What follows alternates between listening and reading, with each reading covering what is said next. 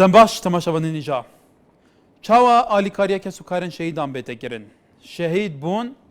درەیە ئازادیا کوردستانێدا bi sedan sala karvaneke heye niha jî berdewam ev karwane bêguman bi xwîna lawên Kurdan li ser Asyê Kurdistana mezin berdewam hewla azadiya Kurdan parastina serweriya Kurdan niştimanê Kurdan nasnama Kurdan didin di niha jî de li Rojava û li Başûrê Kurdistanê heta li Bakur jî bêguman li Rojhilat jî xeltê te bi darvekirin li ser Kurdbûna wan kolberên Kurdan barberên Kurdan ser sinûran bû peydakirina pariyê kenanî têne kuştin, têne şehîdkirin. Li Rojavayê Kurdistanê, li Başûrê Kurdistanê temaşa bikin heta di niha de bêguman şehîd birab, gelek caran çend birab pêk ve têne şehîdkirin. Pêxemeta parastina welat, pêxemeta azadkirina wan deverên Kurdistanê ku heye niha li jêr destê çekdarên Daeş dane. Li vir rojane xelik şehîd dibe. Evê şehîd jî dibin di çarçovê hêza pêşmergên Kurdistanê diçin ji bo beravaniyê li Kurdistanê bikin. Bêguman azadî qîmeta azadiyê geleke azadî jî înana azadiyê jî pêwîstî bedelekê geleke ev bedel dide texekê dilsûzên vî welatî kurên vî welatî xurtên vî welatî heta pîrên vî welatî jin û keçên vî welatî li hember azadiya vî welatî li hember parastina serweriya vî welatî berxwe didin bedelên gelek didin şehîd jî dikevin ev jî kurên malan e kurên malbatan e dayîk û babên wan hene aîlê wan hene heye xêzanên wan heye bi nimûne ew sê birayên bi navê Ehmed û Necat û Mewlûd ku her sê keşan jî xezan darin duyêşan heta nûke zarokînê keşan xwediyê 5 zarokan e bi hevra duh li Zûmar şehîd bûn gelo çend xemeka mezin nebû malbatê wan gelekên din jî bêguman berdewam karwanê şehadetê li Başûr Rojavayê Kurdistanê taybetî niha ku di şerê robarûbûnên çekdarên Daeş de berdewam e lê pirsara vê ye çi bêtekirin ji bo bers ragirtina vê yekê çi bêtekirin ji bo ku xelek bizanît ev kesên xwe şehîd kirîn pêxemeta çi xwe şehîd kirine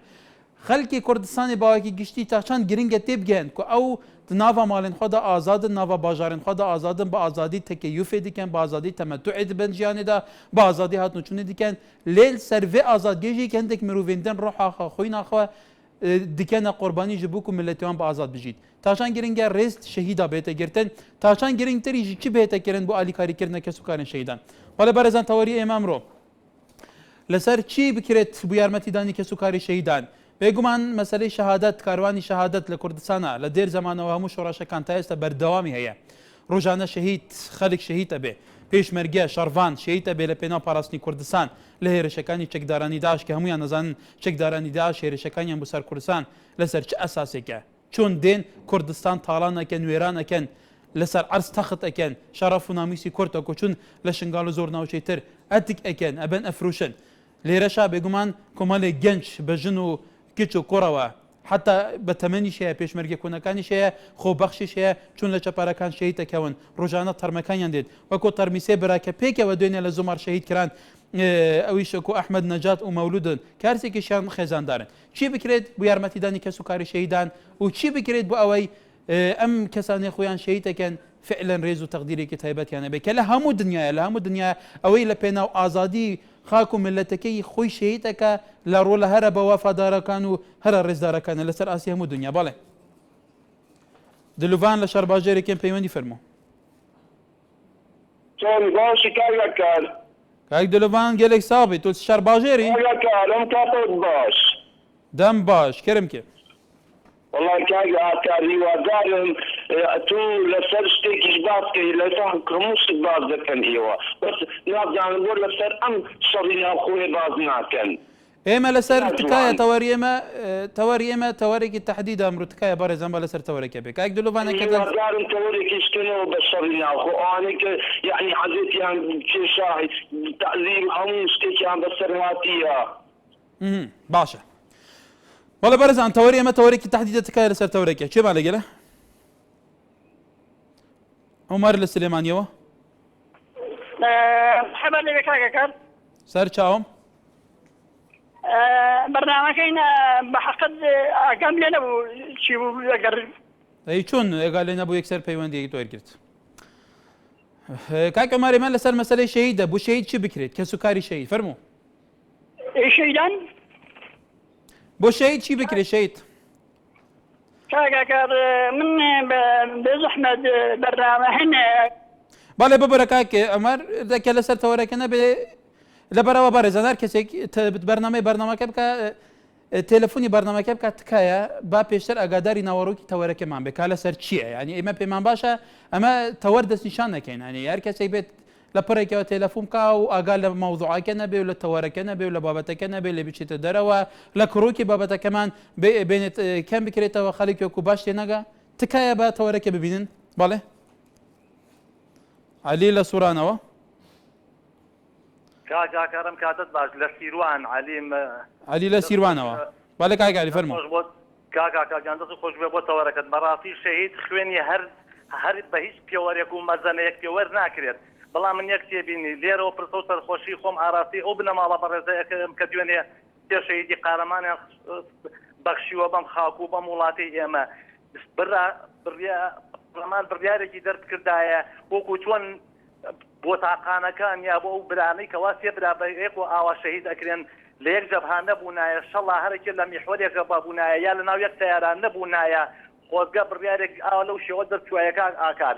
لە زمانی خۆیان هەر کەسێ تاقانە بۆیان نیانە بەردە جەبهەکان من پێم باشە دەستگای شەهیدان یا دەستگای پێشمەرگە ئەو بڕیارە بە هەند وەرەگریەکان ئاکار بەڕاستی ئەوە خەمێکی زۆر گەورەیە ئەو بنەماڵە بەڕێزە کە دوێنێ سێ قارەمانی یەک لە دوای یەکیان بەم خاک و ئاوە بەخشیە بەڕاستی هەرچی کرێ بۆ شەهید یەشتا هەر کەم و خوێنی شەهید زۆر لەوە گەورەترە حاڵۆ بەڵێ دڵشاد لە تەکیە کاکارم کاتان باش سەر چاوم دەستخۆشی بەرنامە جوانتان یەکەم بەڕاستەکەی کاکار من بۆ چون و پێشنیاری خۆم هەیە لەسەر شەهیدبوونی پێشمەرگەکانی خۆمان بەڕاستەکەی من کاتی وەخت خۆی مناڵ بووم ئامۆزایەکم لە بەرەکانی جەنگی کات ڕژێمی بەعەز شەهید بوو لە ئاسکەر بوو بەڵێ هەستا حکومەت چی کرد بەڕاستیەکەی نەهێشت ئەو خێزانی مەویست بێ و بێ پیاوی پێوە دیار بێ زەوی داپی تیاری ئەو کاتە بەرازیلی هەبوو بەرازیلی 86 داپی موچەیە باشی داپی بڕایت هەبێ ئەو خانەوادەی ئەو کوڕی ئامۆزام حاصل محتاجیان پێوە دیار نەبوو نیان ئەویان ناکرد دەست بۆ ئەوەی توالێ لە کاتی شەڕی ئێران عێراقدا بوانە بەڵێ بەڵام ئیسا کە کەسێکی خۆم ئەوەتە ئامۆزاکەم شەهیدە لەنە ئەم حزبانەیە بەڕاستیەکەی خێزانەکەی ئەوەتە محتاجە هەر ئەوە لە ماڵ بە ماڵ دەستپانەوە کات ئەبێت دەموچەیشی وای بۆ بڕێتەوە کە ئەوەی پیاوەکەی ڕاستە لە پێناو خاڵک و نیشمانە خۆی شەهید کرد بەڵێ خەلات لە داقوقەوە ئێوارە باش بەڕێز ئێوارە باشتر لەسەر تەوەرەکە دەست خۆش بێ و دەستخۆشی بۆ حکومەتی هەرێمی کوردستان کە ڕەنگە بۆ کەسوکاری شەهید هەندێک شتی پێویست کرابێ بەڵام هێشتا لە ئاسە و داخوازێنێ کە مەسەرەن ئێمەی کەسوکاری شەهید داواکار ینی بۆ نمونە ئێستا من یەک پێشمەرگەم ڕوحی خۆم خسۆتە فیدای کورد و کوردستان ینی حەقی وایە کە من ئەگەر ئینشاءڵڵا بێت بە نسیبمان کە شەهید بین و لە پێناو کوردستانە حەقی وایە دوای خۆمان شتێک بۆ منداڵەکانمان بکرێ شتێک بۆ کەسوکارەکەمان بکرێ بەڵام داواکارم لە حکومەتی هەرێمی کوردستان لە جەنابی سەرۆک مەسعود بارزانی کە زیاتر ئاور لە کەسوکاری شەهید بدرێتەوە بە تایبەتی ئەو شەیدانێک کێسەر لە پێناوی ڕزگارکردنی کورد و کوردستان کە دژ بە هەرێک شەڕەکەن بە ناوی دینی ئیسلامەوە تەمەناکەم داواکارم لە لیژنەی زانایانی هەرێمی کوردستانی بەڕێزیش فتوای شەهیدی 100% بۆ پێشمەرگانە دەرکەن جا لە هەر بەرەیەک بێت هەر کەس بێت کە لە پێناوی کوردستانە بە هەر جۆرێک ژیانی وەڵێ فتوا بووە لەلایەن ئەمینداری گشتیەکەتی زانایانی جیهانەوە علی قەرەداغی لە هەمان کادا لە فتوایە لەبەرەوە حتا لە هەموو یاسا و ڕێساکانی ئەرد و ئاسمانەوە کە تۆ لە پێناو بەرگریکردن لە خاکی خۆت لە شەرەف و نامەسی خۆت ڕوبەڕووی کەسێکە بیتەوە دژمنێکە بیتەوە کە ناسنامەی هەیە دێت تا ڕۆهش پێکەوە ئەسووتێنێرە وڵاتی تو تەدمیرەکە کەواتە ئەمەش شەهادەتە بەڵام پرسی ئێمە لەسەرەوەیە تا چەند گرنگە ڕێز دەکە سوکاری شەهیدان و یارمەتیان بدەن بڵێ ئەحمەد لە کویە کاک ئەحمەد فەرموو بەڕێز سەر چاوم لەسەر ئەو تەوەری ئەوڕەکە بابڕاستە من شەهید هیچ لە بۆ نەکرایە یعنی ئێستا ئەو کەسانێک کە شەهید دەبن لەسەر ئەو خاکەیە شەهید دەبن بەڵێ پێویستە یعنی ئێستا لۆنم لە ماڵەکە دوو کەس شەهید و بابڕاستە ببرم ئەو ماڵێت تووشی قەیران بووە یعنی ڕویان بەرەو خراپی دەڕواتن پێویستە هەر هەموو شتێکیان بۆ بکرێت و هەروەها لە بۆن لە کۆیە تا ئێستاکە چەند شەهیدیان هینێتەوە کۆیە پێویستە لە هەموو ڕاگەیانەکات ئاگادار بکرێنەوە باڕاست لە پێبرن چکە ئەو کەسانی کە شەهید دەبن گوتم لەس ئەو خاکەی شەهیدن پێویستە هەر هەموو پێداویستیشان لەدابین بکرێتن دەنام چکە ئەو کەسانێک کە ئێستاکە لە هەر ماڵێکە شەهیدیان هەیە تووشی قەیران بوونە یعنی بەڕاستی ڕویان لە خراپیە خاصن لەو وەزای ئێستاکە سپاس بۆ بەرنامەکەی ئەیۆب لە سوورانەوە سپاسەکەم بۆ بەرنامەکە بەڵێ کاکە ئەیۆب سپاس وەڵای ئەوەی ئەمێ سپاسەوە بەرنامەی بکەم و پێم خۆشم داخەری بکەم لە بەرنامەی بەڵێ فەرموو ئەو بەرنامێ حەسەب ئەو لە ڕاگەیانتان بڵاو بوویتەوە کە داگەکەش داچە و سێ شەهیدەکان شەوی شەهید بووە لە خەفەتی منداڵەکانی ئینشاءالله ئەمە خوای گەورە ئەجری هەموو منداڵەکانی ئیوش ئەداتەوە ئینشاءالله وەکو ئەوەی کە دایکی گەشت لە خەفەتی منداڵەکانی ئیوش شەهید بووە هەر شەهید داچم شەهیدەکان ئەو سێ شەهیدی کە مردوونە داگەکەش لە خەفەتی وان مردووە بەڵێ کاکە ئەیۆب زۆرترین ئەو شەهیدانەی بە تایبەتی ئەم هەر سێ برایەکە شەهید بوونە خەڵکی برادۆستیان خەڵکی ناوچەی سۆرانەوە مەنتەقە بوونە پێم وایە داگەکەشیان هەر لە خەفەتی مردیەوە بەڵێ دایکەکەیانیش هەر نەخۆشی درێژخایانی بووە بە پێی ئەو راپۆرتەی ئێمە ئەزری بداتەوە منداڵەکانیشی بەبان شاد بگای ئینشاءالله هەر ئەوەندە بەڵێ سپاس بۆ تۆ لە ئازادکردنی ناحیە زومال بەڕێزان حەوت پێشمەرگێکە سەر بە قەزای سۆرانن بێگومان دوێنێ شەهید کەوتون بەڵێ کێمان لەگەرە عەلی لە بریتانیا ئەم کاتە باش هەموو کاتێک بەڕێزم بە تەورەکەتانەوە من خەڵکی کوردستان دڵنیاکەمەوانێک کە هەتاوەکو کوردستان خاوەنی پارتیویچێکی بێ بە هیچ شێوەیەک هیچ شتێک ناکرێ بۆ گەستکاری شەیتان لەبەرەوە من زۆر سڵاوم هەیە بۆ شەیدان بۆ خوێنیان بەخشەکەن لە پێناوی کوردستانە بەڵام بەداخەوە کە دایکان یا باوکان ڕێ بە کوڕەکانیان هێن کە خوێنیان بڕژێ لە پێناوی دوو بنەماڵی کاکاری پێتۆی ئەمە لە پێناو دوو بنەماڵە شەیتە بوونیان لە پێناو پاراستنی وڵاتێک داعش دێت تەحەدی بەس دوو بنەماڵەکە یان تەحەدی هەموو وڵاتەکە والله تحدي او دوبنا ماڵی عارفنیە ئەی بوو لە شنگالە ئەو کەسە ئەنی قابلە 5,000 کەس هەموو حەزبی بن مناڵ ژن پەککەوتە پیرەمێر لە مناوچەکانە ئێمانە گوناهیان چی بووە پەرلەمانتار بوون مەکتەب سیاسی بوون چی بوون خۆش بەڕێزم شنگال نەگیرە شنگال فرۆشتیان پارتی فرۆشتی بەرحاڵ بەڕێزان ئەوەی ئێستا لە کوردستانە ڕوبەڕووی کوردستان بووتەوە و شەڕی ڕوبەری کوردستان بووتەوە پرسیارێکی گەورەیە ئایا شەڕێکە بۆ حزبێک و دوو حزبە یان شەڕێکە تەحەدا و تهدید لە هەموو کورتەکە ئەم شەڕە بەس هەندێک کەسی تهدید ئەسووتێنێ ئان ئاخ و وڵات و نەتەوەی کورد پێکەوە هەمووی ئەسووتێنێ ینی تاچان گرنگە بە شێوەیەک لەگەڵ ئەم فعلەن پێشتر هەبووە ینی تەجروبەیەکی حتا وەکو خۆشیان ناڵێن تاڵ تەجروبەیەک هەبووە شەڕی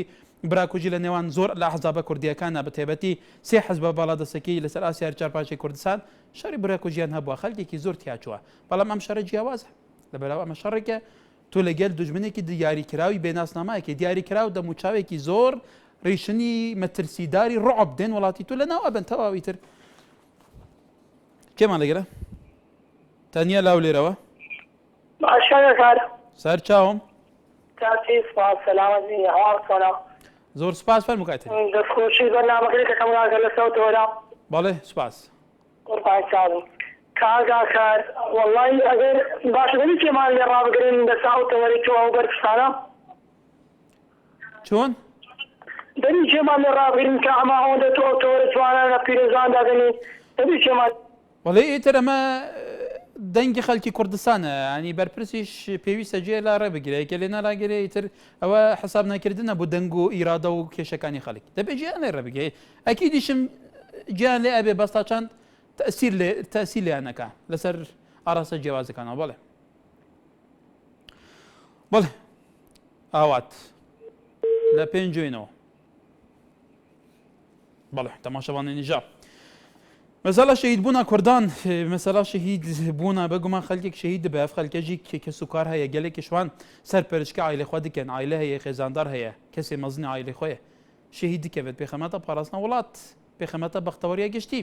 تاچان گرین کە سوکارێت وان هێنە ژبیرکردن ئالیکاریەوان بهێتەکردن تەقدیرەکە گشتیا کومەلگەیە وان هەبیتن خەڵک وەختێت بزانیتەوە کە سوکارن شەهیدیە بەرچاوێتی بیت ئەگەر بابێوی مامێوی خاڵێوی هەر تشتێکی وی نەبا جەپەراندا خۆ فیدایی نەکرد باخۆی ناخۆنەرێش بە دەمی کەسێشمە نەتکارین بمەڕتاحی دانیشین تاشان گرنگە بگشتی ئالیکاریە کەس و کارن شەهیدا بێتەکردن و ڕێز و تەقدیرەکە زۆر کەس و کارە شەهیدا بێتەکردن هەموو وڵاتین دنیاە شەهیدێن ئازادیە قبرستانێکی تایبەتی هەی گولکوویەکی تایبەت بوتێتە چێکردن تەقدیرەکە تایبەتی هەی ناوێن هەمیانین بەرچاون پەیکەر و مۆنومنت و حتا داویە تاشان گرنگە لەوی وڵاتیژی ئەوە بێتە بەرجسەکردن بڵێ شاخەوان لە کێلارەوە السلام عليكم سەرچاوم کای شاخەوان باجي بريزيان زۆر سپاس والله انه كنت اسمع بيه تليفون كله انا برزكتان بەڵێ فەرمو خۆشحالین خۆشحالین دو اسمع هيك خدمتك ناكريت بەڵێ وداي وسا جد لا موتو او يعني مالو ناوي عمل محتاج بەڵێ او لسرراي او شو خوي جاني خوي بغداد ادات كجاوي كيبو بغل لكاتي ناس هي وقو ديشي تسي تو ديشغاني تر بەڵێ يعني كجاوي كي عسكري بوكي نظهر وهكذا وقتي اساي بنزلت حتى عند اوستر فرزيه بلام او كسي عسكريه او ستاني بوكي زوتا زوت فاطم بەڵێ هۆشمە لەو لێرەوە ێوارە باش کاکە هاکاس باشتر وڵا کاکە جەم ژێوە عەلێ بەمەوە لە بەریتانیایە ئەو برا بەڕێزە دوای ئەوەی زۆر بێ ئیسف بەڵێ کای هوشمەند کای هوشمەند نازانم کای هوشمەند لەسەر خەتی بەڵێ بەڵێ فەرموو قسە بکە کاکە جاو کاکە عەلیە چەندە سوود و ئیسفادەی بۆ وڵات و خاکەکەی خۆی هەبوو ئەو نەشی بۆ بەریتانیا بێ هەر ئەو نە شتێک گەیشتووە ئەوە زۆر گوێ نادەین بۆ قسانە زۆر کەس هەن لەو بابەتە قسە دەکەن من پێشنیارێک دەکەم بۆ حکوومەتی هەرێمی کوردستان بۆ خانەوادەی ئەو شەهیدانە و کەس و کار و مناڵەکانیان بەڕاستی بە تایبەتی دەداهاتینەوە سندوقێکیان بۆ بکاتەوە سندوقی ناوی لێ بنێ سندوقی شەهیدانی کوردستان بەڕاستی حەقی خۆیەتی هەموو هاوکاریەک و هەموو یارمەتیەکیان بدرێ و ببێتە سێبەر حکوومەت بێتە سێبەر بۆ منداڵەکانی بەڕاستی ومێدەوارین کەوا بێت بەڵێ هیوادار لە سەرنجی توش بڕوە بڵێن پەیوەندیدار ئەحمەد لە هەولێرەوە ئەم کاتت باش ئەم کاتە و باش چۆنی قوربان سەر چاوم بەنسبەت تۆڕەکەی جەنابتەوە هەر شتێک بۆ شەهیدان بکرێت کەمەوە بەڵێ بەڵام تێبینێکم لەسەر جەنابەت هەیە من لە خزمەتدام بەڵام هیوادارم تەلەفۆنەکەم لەسەر دانەخەی بەڵام هیوادارم تێبینیەکی منطقی بێ واقعی بێ دوور بێ لە ئەندێقە قسەین لە بەراو خۆ تەزانی ئەمە ئەسلوبیان بەرنامای چۆنە بەڵێ باشە بەچاوان بەڵام جەنابەت هەر بەس شتی فێکسکرد دەبینێ بۆ ناچی دێ بەڕەکانی زەنگۆ شەڕی داعش بکەی بۆ بەس ملاحەز لەسەر پارتی و یەکێتی و گۆڕانی ئەوشتانە دۆزەوە بەڵێ هەرەوەندا هیچ نەبوو هیچ شتێکی زۆر گرنگ نەبوو ینی هەیە شتێکی گرنگتر لەوە بڵێ بە من نا ئەوە شتێکی بێتاو گرینگە تەواو دەست خۆش کاک ئەحمەد دەست خۆش بن ئێمەش لێرە ئێشی ڕۆژەمان نووسی خۆمانەکەین لەبەرەوە پارتی و یەکێتی و گۆڕان بەرپرسن لەم هەرێمە هەموو جنگەکەم بەدەستیەوانەیە لەبەرەوە خەڵکی لێ لەوانە کە ئێمەش تەقیمی ڕەوشەکەیەکەین کاکە وەزیر ئەون سەرروکی حکوومەتەوەن سەرروکی پارلەمانەوە نظام چی ئەوەن ئیتر بەسی چی بکەین هەر لە خۆمانەوە کەسێ بینیم پەیکەرێ بکەینە ڕئیسیان ئەوانە ئیتر ئەوان شلێ مەڕازنەمە لەبەرەوە هەموو جنگەکان لە دەستی ئەواندان لەبەرەوە خەڵک باسیەکە ئینتیمایشم بۆ نیشتیمان و نەتەوەکەم هەیە چون لە ئێنارتیەوە ئێمە خزمەتی پرسنەتەوەی نیشتیمانیەکان نەکەین ڕێزدا و حزبەکانی شەگرین تەحافظیشمان و هێلی سووریشمان لەسەریش حزبێک نییە بڵێ حەسەن لە هەریرەوە کای حەسەن فەرموو سلااو ڕێزمە بۆ هەموو وێنەوەتیەکان گەلێک سوپاس کێک حەسەن بوتە ژێڕووسا کەرمکە برادەرێک قسەیەکی لە ئەوروپا وەبزانم لە بەریتانیا بوو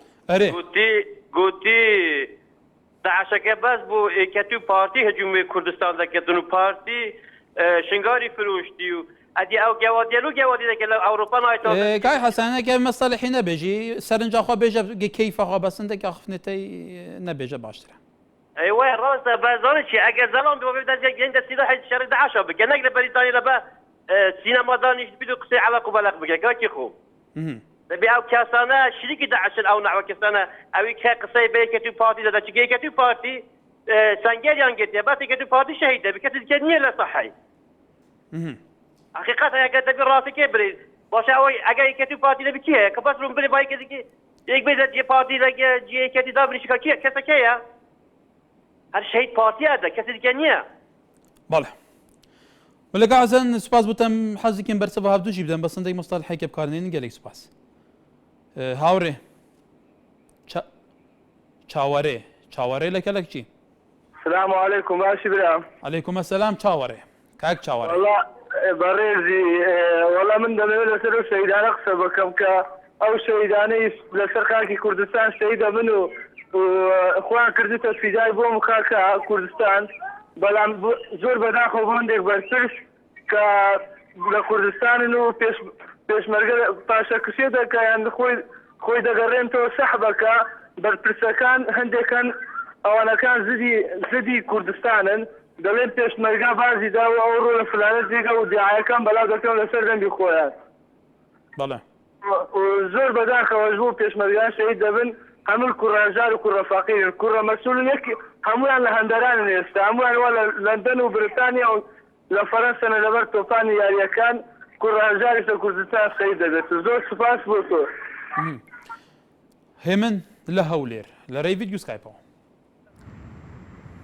فرمو كايمن كاي كيمن ئەو کاتتان باش هەموو کاتێک گوێتان لەدەگمە ئەو کاتتان باش هەموو کاتێک جێمالێتە فەرموو پێش هەموو شتێک شەهید وشەیەکە کە بەڕاستی پێناسەی نییە من بەش بە حاڵی خۆم ناتوانم پێناسەی وشە شەهید بکەم و بە چەند شتێک بەشداری دەکەم و زۆر درێژەی پێنادەم بە بیر و بۆچوونی من ئەگەر بکرێت ئەو شەهیدانەی کە لە ڕێگای ڕزگاری کوردستاندا شەهید دەبن وەکو سمبولێک مەسەلەن شوێنێکیان بۆ بکرێتەوە شوێنێکی تایبەت بۆ ناشتنیان. بەڵێ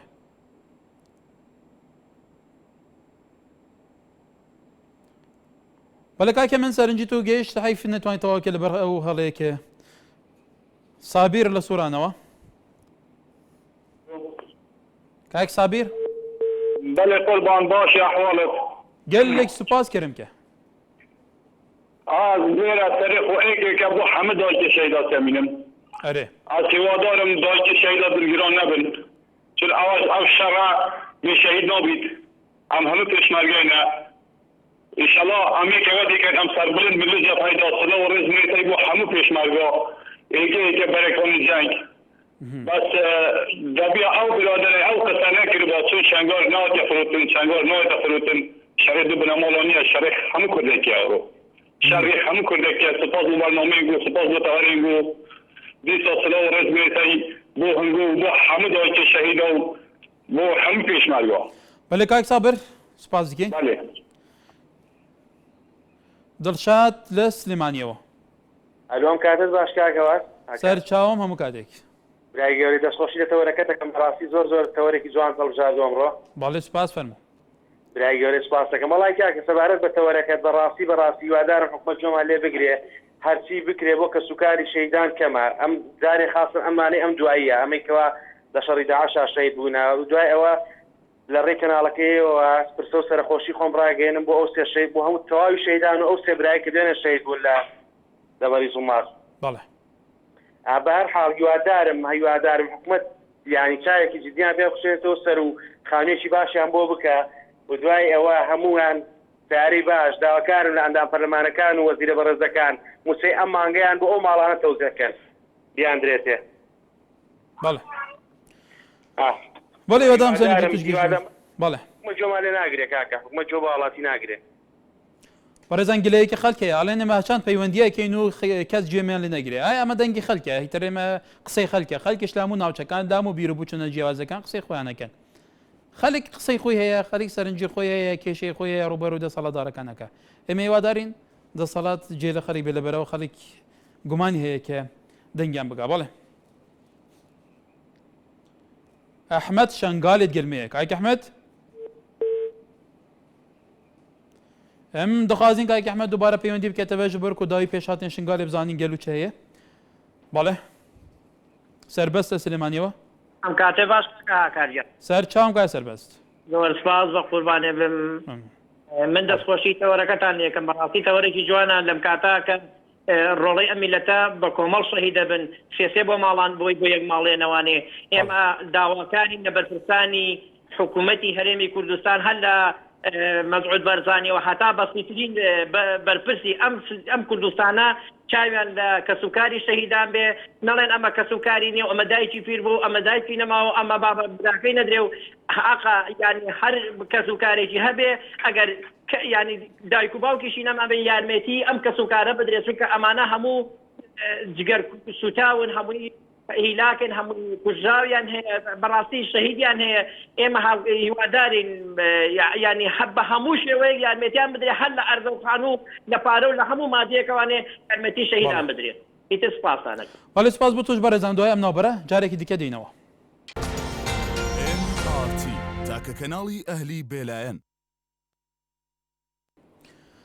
دووبارە سەڵاف بەڕێزان بەرداوامی سەر تەوەریخۆی ئیرۆ ناوێکی بێتەکردن گەلۆ بوو کەسوکارên شەهیدان کە vêgavêjîk ev karwana li vî welatî her berdewamî heye deştî li teqteqewa kayê deştî fermo ئەو کاتت باش بەڕێز hemû katێک دەستخۆشتان دەکەم بۆ هەڵبژاردننی و تۆوەرە گرینگە بەڵێ سپاس فەرموو بەڕێز وەڵام من پێم وایە شەهید سەرمایەکی معنەوی زۆر پیرۆزی وڵاتەکەمانە چەندی خزمەت بکرێن و چەندی ژیانیان فەراهەم بکرێن لە ڕووی دارایی و لە هەموو ڕوەکانەوە هێشتا پێم وایە کەمە من زۆرە پێست مەزانی سەبارەت بەو قسەی کاک عەلی گیان لە بەریتانیا کە پێم وایە پەیوەندی کرد گوایە ئێمە کە شەڕ دەکەن یان دیفاع لە وڵاتەکەمان دەکەین لە پێناوی دوو حیزب و دوو بنەماڵەدایە لە ڕاستیدا یەکێتی پارتی من ناڵێم ڕەخنە هەڵناگرن بەڵام ئەمەش میتۆدێکی زۆر زۆر غەڵەت ئەگەر پێمان وا بێت دەستەوەژنۆ دابنیشینەوەی هێزێکی تاریخپەرست و هێزێکی تیرۆریستی وەکو داعش بێ وڵاتەکەمان داگیر کە مازمونان هەیە دینمان کە هەر شارێکیان دادیچکە بە شێوازێکی ڕوندانە هەرکی خەڵکێکی بێتاوان و تاوانباریان کوشت و سەرزەن پیرۆزیەکان هەیە وڵاتیان لەناوبرد محەممەد لە قەڵات زێ بەڵێ فەرموو کاکە جیان کاتت باش سەر چاوم برای بەڕێزی سپاس دەکەم دەستخۆشی بەرنامەکە لێ دەکەم سپاس کاک محەممەد فەرموو خۆشەویستی وەڵای خوددان ئێمە دەبێ خاک و نیشتیمان بپارێزی نابێت گوێ دەینە ئەو کەسانەی کە قسان دەکات لە ئەڵمانیا یان لە بەریتانیەوە دەبێ ئێمە کورتپەروەر بین دەبێ ئێمە خەبات و تێگۆشان بکەین بەڕاستی حای بەیانی هەندێک خەڵک قسان دەکات دەڵێ پارتی وا و ئێشەتی وا و ئێمە دەبێ ئەو شەڕە شەڕی حیزب وولایەنێک نییە هەموو بەڵێ ئەو شەڕە بێگومان لە ڕۆژاوی کوردستانی شوێنێک تنێ باشووری کوردستان بەڵام بابەت ئێمە لەسەر کەسوکاری شەهیدانە کاک محەممەد بەڵێ گیان وەڵاهی خۆڕاز دەکەی شەهیدان بەڕاستی دەبوو ئیشێکی دانی موچێکی باشیان بۆ بڕێتەوە و ڕێز و حرمەتێکی بێپانیان لێ بگیرێت بەڵێ بەڕاستی ئەو کەسانەشەکە دەڵێ ڕەخنە لە NRT دەگریت بەڕاستی کەناڵەکەت تاکە کەناڵە من دەستخۆشیتان لێ دەکەم و سپاسان دەکەم دەسە بەڵێ سپاس بۆ تۆ ڕاستی لە کۆیەوە کاک ڕاستی باش کاکات هەر بژیت گەلێک سپاس ئەوەی گرەی لە ئێوە هەبوو دێگوت وەڵایەوە بڕۆنە زەفا وەڵی ئێستا تو چۆن بیکەیتێکت پێ بێ بەرامبەر دەعژاوە تابی ئەو کەناڵێک و ئەو هایە ئەو پێزمەرگەوە دیفاع دەکا وەچی تو ئەوە وەچی تو دیفاع ناکە ینی ئەتوو باشترینەوەی کە بیکەیتێکی پێ بەرامبەر دەعژاوە تا هێگۆ ئەوەندە زیاتر خزمەت دەکەن ئەگە پارتی یەکێکی بەخۆیان دەرێن دیموکراسی هەیە با کەناڵێکی وەکی ئەوەدانێن خەڵک بە ئازادی قسە بکە کاکە شەهید دێتەوە هەر باسیشی ناکەن ئێستا حەوت شەهید بۆ خۆی هاتێتەوە لە کەناڵەکە هەر باسیشی ناکەن ئەسڵا هەر باسیشی ناکەن لە باسیشی بۆ کاکەکەر بە خوێنی شەهیدەکان بۆتێ ئەوانە ئێستا دەورە مەسوولێکم بۆ بێنەوە مەزرعی نەبێ مۆنیکای نەبێ وەنەوشێ نەبێ کوڕە مەسوولەکان وا لە کۆیە فڕفڕانەیانە بە مۆنیکا وەنەوشە لەسەر حیسابی خوێنی ئەو شەهیدانە کاکە هەموو چنارۆکەم بۆتە مەزرع و سیمی لێدراوەی مەسوولەکانە ئێستا بۆ چنارۆک مەسایفە ناتوانین لە دەیەک دانیشتوە مسیمیان لێداوە مەسوولەکان کوڕە بەرپرسێک دەکوژێ بزانە نەسرین لە سلێمانی نەسرین خان فەرموو ئەم کاتەوە باش هەموو کاتێک وەڵام من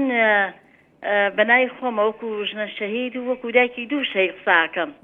بەڵێ بەڵام زۆر گلەیم لە حکوومەتی هەرێمی کوردستان هەیە کە هیچ شێ بۆ ماڵە شەهید ناکە. کاتی حکوومەتی بەعەس کە حکوومەتی بەعەس شەڕی ئێران و عێراق لە هەشتاکانە گەرجوندیە شەهید کرایە حکوومەتی بەغا وای ئەکرد سەدام حوسێن یعنی ئەو ماڵی ئەبوژانەوە بە هەموو باری یعنی ئەو ماڵە هەستیان بە هیچ شتێک ناکرد. بەڵام ئێستا سەیرەکەیمان هیچ لایەک لە ماڵە شەهید ناکەنەوە. ئەی لە ڕووی کۆمەڵاتیەوە کۆمەڵگا چۆن ڕێز لە بەڕێستان نەگرن وەکو دایکە شەهید وەکو خێزانی شەهید؟ وەڵڵا کۆمەڵگا زۆر ڕێزمان لێگرن زۆر ئێمە زۆر یعنی هیچ کۆمەڵگا نییە بەڵام کە سەیرەکەی شەیدەکەی من کە مەسئولێ بووە شەهید کراوە باوەڕەکەی دراوسێمان هەیە بەس ئەنفالی کردووە ینی موچەکەی ئەو زیاترێکە تا شەیدەکەی من.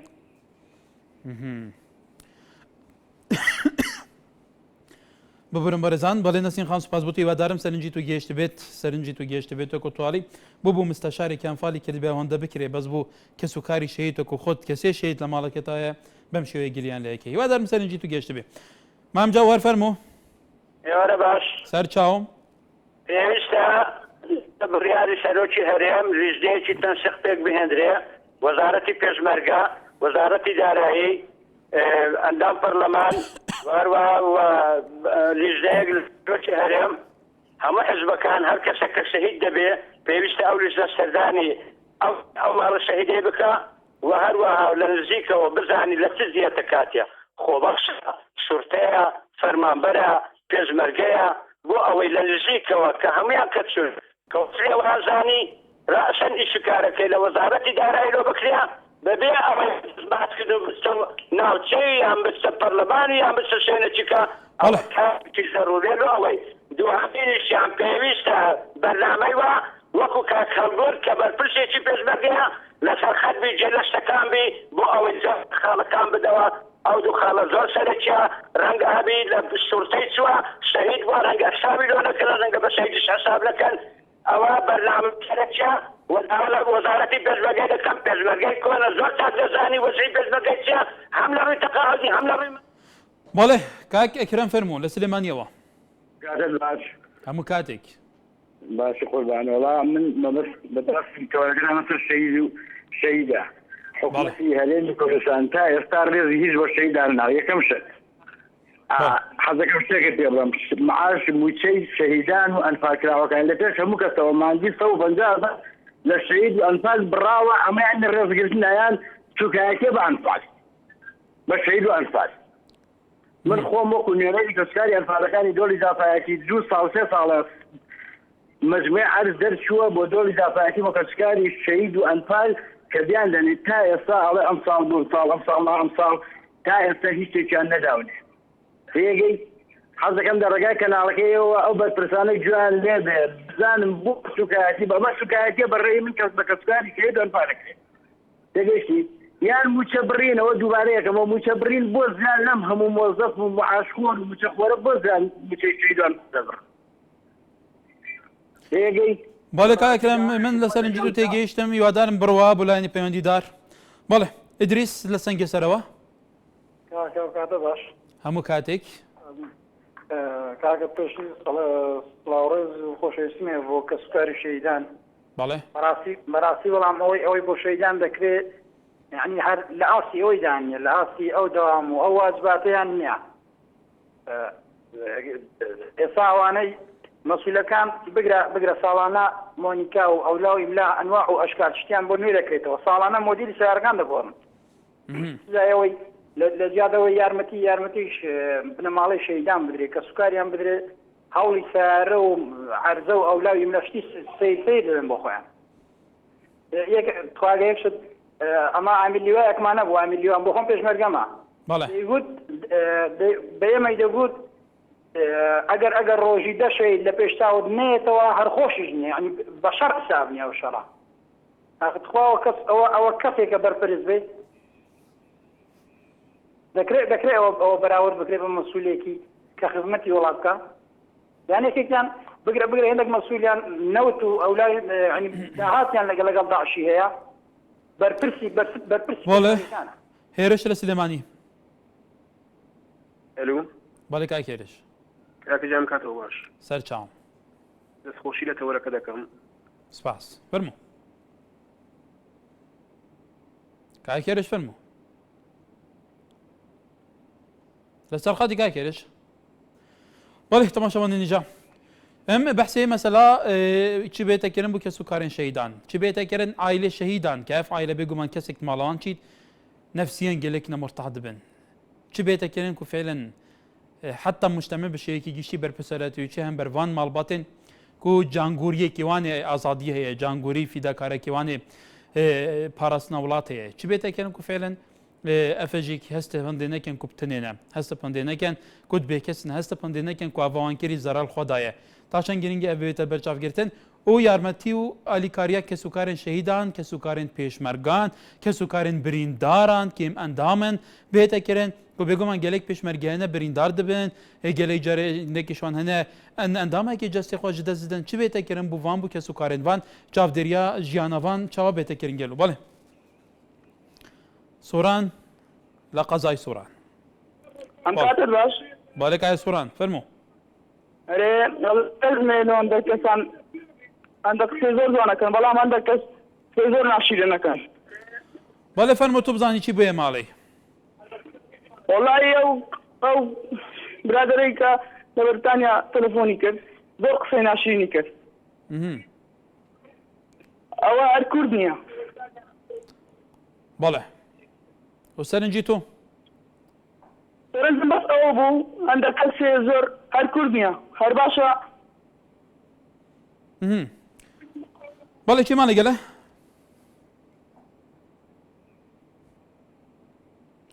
balê temaşawanê nîja barêzan şaxewan leşim çi mala we ئەم کاتە باش کاک شاخەوان سەر چاو دەستخۆشی بەرنامەکە لێ یەکەم سپاس بۆ تۆ وەڵی من دەربارەی شەهید دەڵێم من خۆم ئەمە دوو برام شەهیدە بەڵێ شەهیدێکی شەڕی جوندی ئیسلام بوو شەهیدێکی ئەم شەڕی داعشە تا ئێستا ئێمە کە لەوێ بووین چاوەڕێی بەرپرسەکانمانەکرد کە بێن بۆ پرسەکەمان بێت چاوەڕێمان کرد یەکەم ڕۆ جەژن بێن سەردانمان بکەن سەردانی ئێمەیان نەکردووە وەک ترش ئەوە بوو ئێمە چاومان پێوە کرد بەرپرسەکان تر سەردانی شەیدەکان خۆیانیان نەکرد بەس ئێمەش هەر لە چاوەڕوانیا بووین کەس سەریشی لە ئێمە نەدا بەڵێ داواتان ئەوەکەنە تر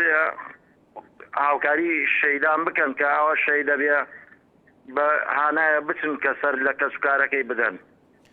ولی کای شاخانەکو برای دوو شەیدێکۆ بەرێستان ئەڵێن کە گلەیتان لە بەرپرسەکان هەیە قەسەردانی ئێوەیان نەکردو هیوادارم لە چەمچەماڵەوە سەرنجی ئێوەش بگا بەڵێ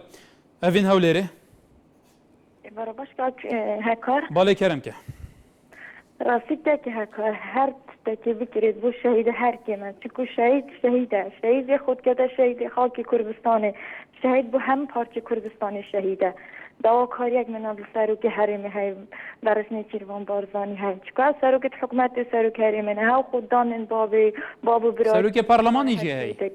بەڵێ پەرلەمانی من سشە پەرلەمانی دەست وەکو هەوڵاتێک دەبیژن پەرلەمان سفرە هەر چەندە پەرلەمان بۆ سفرە پەرلەمان سەرۆکی هەرێمێ بێژیت پەرلەمان مەرجعی بڕیار بدەنەوە وی وڵاتیە چاتوت بێژی سفرە پەرلەمان دائما شار و محکەمەنە ئەوە حیزبی بوو وێ حیزبی ڕاست بە سەرۆکی هەرێمێت بێژیت دەست قسە سەرۆکی پەرلەمانی حیزب وناکات وەکو بۆ نمونە حیزب پارتیەکێتی گۆڕان ئەوە سارێکی ناو پەرلەمانی جوانیە بەس ئەس بێژمە سەرۆکی هەرێمی و بەرزنی چیروان بارزانی داخوازیان منە هەی شەهید جێ مەسئولێکی مەزندانین جێ بەرپرسێکی مەزندانین چکو بەرپرس کوڕی خۆتنی بیدە دەرەوەی کوردستانی بلا شەهید نەبیتن ئەوستە حسابە شەهیدی چیت قەسراوە و نەوشە و مۆنیکا تاژوتن بەڵێ ئیدە ئەvە وسایەلڤی وڵاتی گەلەی تێتەکردن بەرێزان بەرپرس بەس مونیکا و کوم ئەڵە ناوێ سەیارە تێنە گوتنیت عەجێب و غەریبە نزانم ئیتر بەرپرس هەندێک بەرپرس تەبان یەتین بەرپرس نوکەت شەڕیدانە چەپەڕاندانە شار دەکەن گەلێک بەرپرسان تێنە کوشتن شەهید دبن گەلێک بەرپرسێن هێزا پێشمەرگە شەهید دبن مەسئولین سوپانە لیوانە و فەرماندەنە و حتا داویێ لێ هەنەژی معەزەزی مکەڕەمی دیکەرن دەبێژن کوڕێتان چ ئەوروپا نظام کیرێ و کیرێ تاچان گرنگە ملت خودی مقدساتێت خوا خودی بەریکا خوا خودی خویناخوا دەرکەوە تاچان گرنگە وێ بێ ناوێ بەرپرسەرەتی یاریاب مقدسات و سەروەریەت ملەتی بکێت کوڕێت خۆل سەر حسێبا ملەتی هوسا کەتاوێتی وەکو کاکڕاستی کۆیە گوتی فرد لە فرە مونی کۆرێن بەرپرس هاتەشان گرنگە خەلێکی بێتەیە حدەوە ئەڤەیە چونکە ئەف وڵاتە یە بخوینە فەقیر و هەژار و بخوینە کۆڕێن وی مڵەتی هات کە ئافدان کەواتە وڵاتی هەمیایە بێ جیاوازی نابێت کەس سەر حسێبا کەسێ خوب مەستەر بزانی بەرحالە میویدارین سەرنجە خەڵکی کوردستانی بەتەواوی گەشتی بیت بارێزان کە خەڵکی کوردستانی ئینتیبایان هەیە لەسەرەوەی کە ئایا بۆ کەسوکاری شەیدان چی کراوە لە وڵاتە و پێویستە چی بکرێت ئێمەش هیوادارین سەرنجی خەڵک وەزارەتی شەیدان هەیە لە هەرێمی کوردستان بەرپرسەکانی باڵای هەرێمی کوردستان پەرلەمان هەیە بێگومان نزانم سەرۆکاتی حکوومەت و هەرێم تا دوای هەیە ئێمە هیوادارین سەرنجی خەڵک بۆ ئەوەن گەشت بێت هەتا سبەی الڤێرە جارێکی دن خزمەتات کێنێ باش